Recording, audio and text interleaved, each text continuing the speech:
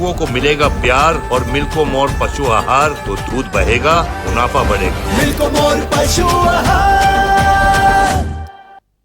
खुदी को आजमाया है तो ये अंदाज आया। तुम में भी मैं हूँ शुद्ध प्लस पान मसाला।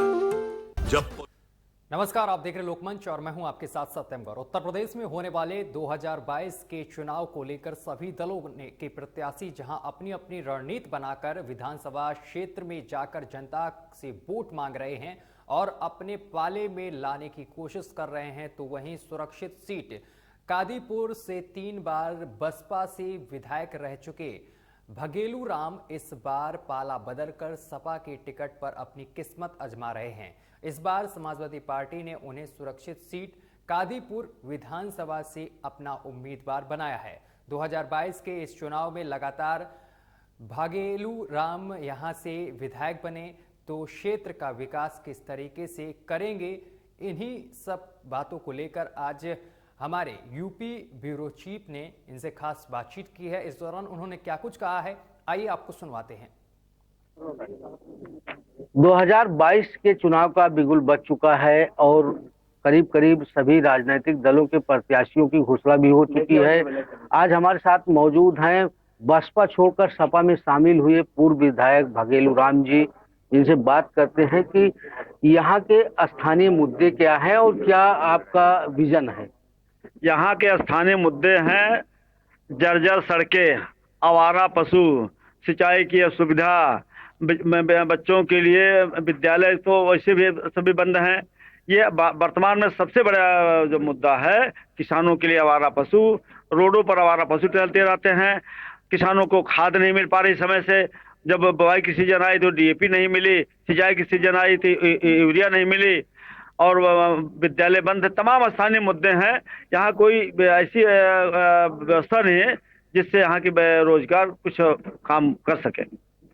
क्या आपका विजन है आगे, अगर आप विधायक बनते हैं तो क्या समस्या है यहाँ की, कैसे हल करें? जैसे पिछली बार जब मैं विधायक था तो हमने यहाँ राजकीय ITI भी दिया ताकि उससे बच्चे पढ़ करके कुछ स्वरोजगार कर सके और हमने शिक्षा के लिए व्यवस्था किया। सबसे ज़्यादा हमने शिक्षा पर काम किया है। मैं अपने तीनों कार्यकाल में शिक्षा, सड़क, स्वास्थ्य, पेयजल, विद्युत, इन 5-6 चीज़ों पर हमने विशेष ध्यान दिया है। और उसमें अगर आप कहें तो मैं स्पेसिफिक सत्र का बता सकता हूं कब हमने कौन कौन सा शिक्षा के लिए काम किया, सड़क के लिए काम किया, स्वास्थ्य के लिए काम किया। ये हमारे पास सबका रिकॉर्ड है और सब मैं बता सकता हूं। क्या है रिकॉर्ड, थोड़ा दिखाएंगे?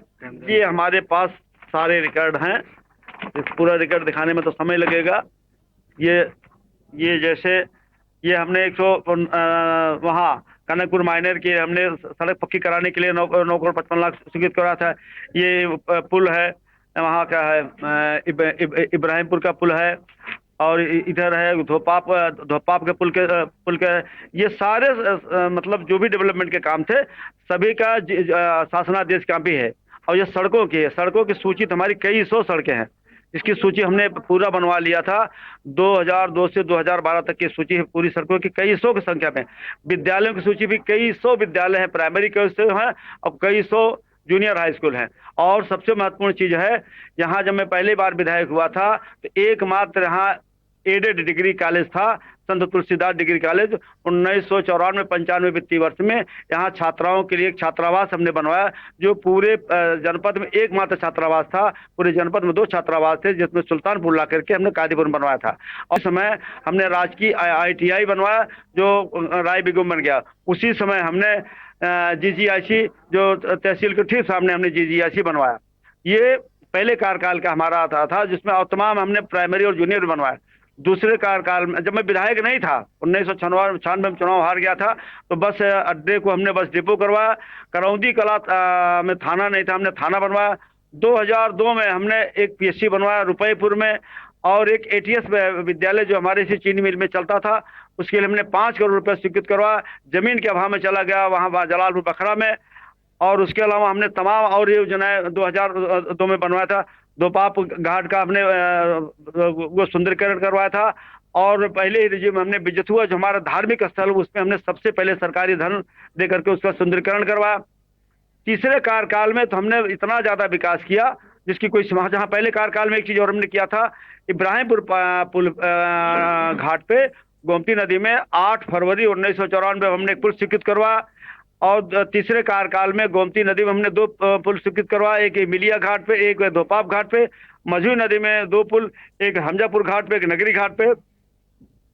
3 ब्लॉक कादीपुर, दोस्तपुर, अखंड नगर, तीनों ब्लॉकों पर हमने आवासीय कस्तूरबा गांधी बच्चियों के लिए विद्यालय बनवाया, जो अपने कार्यकाल में संचालित भी करवा दिया। और उसी कार्यकाल में हमने एक वो जो हमारे शिक्षा के लिए बहुत जरूरी था, जीआईसी हमने संचालित करवा, और पूरे प्रदेश में एकमात्र ब्लॉक का सृजन हमने करवाया जो करौंदी कला ब्लॉक बना। 10 साल से मैं विधायक नहीं हूँ, करौंदी कला ब्लॉक में एक ईंट नहीं रखी गई। करौंदी कला ब्लॉक में हमने सीएससी बनवाया, करौंदी कला ब्लॉक में हमने वो बनवाया, विद्युत सब स्टेशन करौंदी कला में बनवाया, रतनपुर में बनवाया, अलीपुर में बनवाया, और दोस्तपुर में स्वीकृत करवाया, कादीपुर में स्वीकृत करवाया। सबकी चीजों का भी हमारे पास है। और कादीपुर और ये हमारा अखंड नगर और हमारा भूलिया का जो विद्युत सब स्टेशन 33/39 का था, उसमें हमने बड़े बड़े ट्रांसफार्मर रखवाए, और तमाम गांव का विद्युतीकरण हमने करवाया, तमाम गांव में हमने पोल लगवाए। और इसी तरीके से शिक्षा के मामले में हमने अपने प्रयास से वो वहाँ से वो जो सड़क अलग से आती है, विश्व बैंक से हमने सड़क स्वीकृत करवा, जो कादीपुर में सबसे ज्यादा सड़कें आई हैं, जो कम विधायक लोग ला पाते हैं। और हलियापुर बेलवाई जो सड़क है जिसमें वो बननी नहीं चाहिए थी, हलियापुर की तरफ से हमने प्रयास करके उसको बेलवाई की तरफ से स्वीकृत करवाया। और